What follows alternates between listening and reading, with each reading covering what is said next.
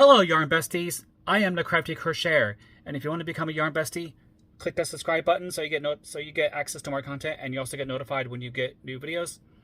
Alright, so in today's video I am going to show you how to work one of the two mother stitches when it comes to knitting, and this is one of those stitches you're going to refer back to a lot whenever you're working on other projects.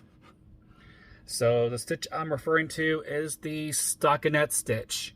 Now basically the Stockinette Stitch is just alternate rows of knit rows and purl rows. Now if you are not familiar with how to work the knit row or the purl row, visit my playlist of Knitting 101 and I lay those out in detail. Without further ado, if you're ready to learn the Stockinette Stitch, here we go. Okay, so to work the Stockinette Stitch, it's very simple. It's just a alternating rows of knit rows and purl rows. So I'm going to show you how to work that right now. So first and most important, you're going to want to cast on. And casting on is basically, if you don't cast on, you can't knit anything really. So I'm going to work what's known as the long tail cast on or the slingshot cast on. So I'm just grabbing enough yarn to get the stitches I want. So for this example, I'm going to just cast on maybe 10 stitches. So that way this tutorial will go a little quicker. So I'm going to go ahead and for those of you who are not familiar with the long tail cast on, so what I did was I just measured enough so you have this long tail, and then this is your working yarn. Again, this is the tail. This is the working yarn. So you want to have your tail above and your working yarn below. And then basically you're doing it like a slingshot. So you have your tail up here, your working yarn down here. Then you're just gonna twist the working yarn with your thumb this way. Move your needle underneath this strand and then loop it over the tail. And then I'll do that again. So take your working yarn, move it with your thumb, take your needle, go underneath this strand here, and then work over the tail again. That's two, and I'll do one more. Take your working yarn, go this way with your thumb, this way, take the needle, go underneath this strand of yarn, then work the needle around under the tail, and then that's how you do the long tail cast on. So I'll do this for the rest of us. That's 4, 5, 6, 7, 8, 9, 10. I'm just going to do 10. I realize I have a long tail, but I'm just doing 10 stitches for this tutorial. So I have my, let me zoom in. I have my 10 stitches casted onto the needle. So next thing you're going to do is you're going to take your needle. Now you can do this one of two ways. You can slip the stitch purlwise, or you can just knit it. And then I'm just going to knit for this one. So slipping the stitch, you just basically take it like this and you slip it off like that. That's how you do a slip purlwise. But that is if you want to do it that way, but I'm just going to do the knit. So I'm going to take my needle, go underneath, loop like this, and go behind like that. And then your needle should look like this. This is the working needle, this is the non-working needle. So he's going to take your yarn, loop it around from front to back, and then pull it like so, and then as your knit stitch. Then once you have your knit stitch, slip it onto the working needle. Then you're going to repeat that again. So take your needle, go underneath this stitch, and go behind the non-working needle. Loop around. Let's pull that through like this. That is your second knit stitch, and you're repeating this down the row.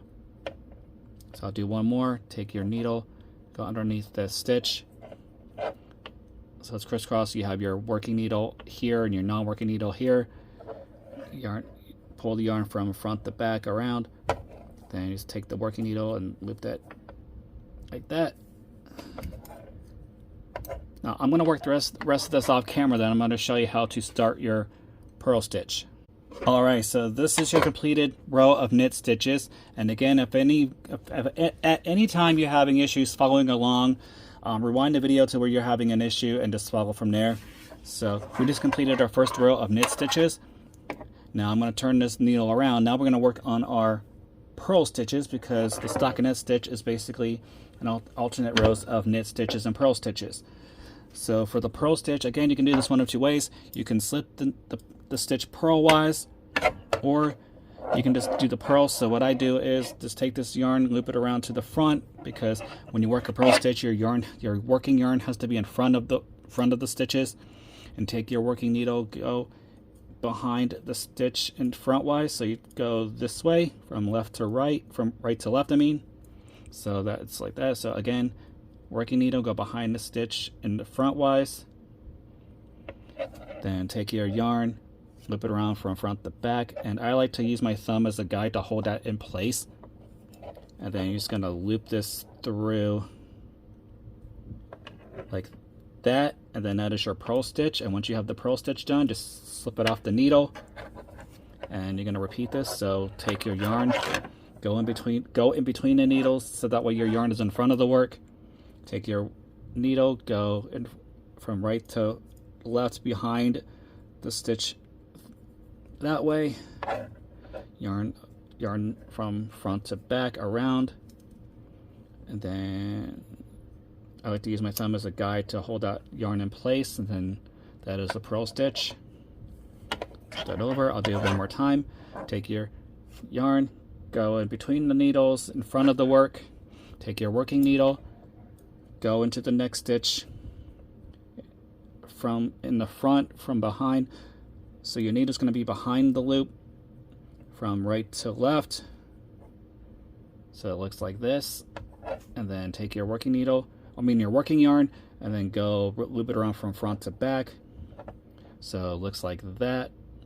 Then I like to use my thumb again as a guide, so I can put enough tension on there so I can pull the yarn through without it slipping. That is your purl stitch, and slip it off the needle. And you're repeating this all the way down the line. So I'll work one more with you. So again, take your working yarn, go in between the needles, so that way it's in front of the work.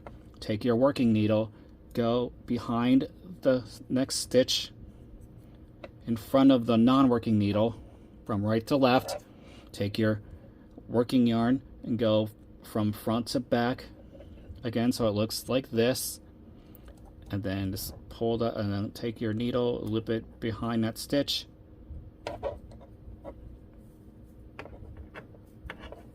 Alright, so you're just going to work this all the way down the row. And I'll work the rest of this off camera, and then I'll get back and I will show you how to continue the next row. Okay, so we just completed our purl row, and you see how it's starting to come along. Now this side is the wrong side, because you have what resembles the garter stitch on the wrong side. But if you flip it around to the right side, you see how the little V's are starting to form for the stockinette stitch. Now, if you watched my short for the hack on when to know when the next row is a knit row versus when it's a purl row. So at any time you see these little V's, when you turn the needle around, that is when you know that the next row you need to work is a knit row. And say, for example, but if it was turned this way, when you turn the needle around, then it would be the purl row. And also, if you're using like a stitch counter, or you're marking your rows down that you complete, odd rows are always going to be knit rows, and even rows are always going to be purl rows. So that you have those hacks at your disposal to when you know when your next row is a knit row, or when your next row is a purl row. Again, to work the stockinette, you're just doing alternate rows of knit stitches and purl stitches. So the next one will be a knit row, and then the knit, purl, knit, purl, knit, purl, until you get to the size of the project you want. And then once you have that done, then it should look like this.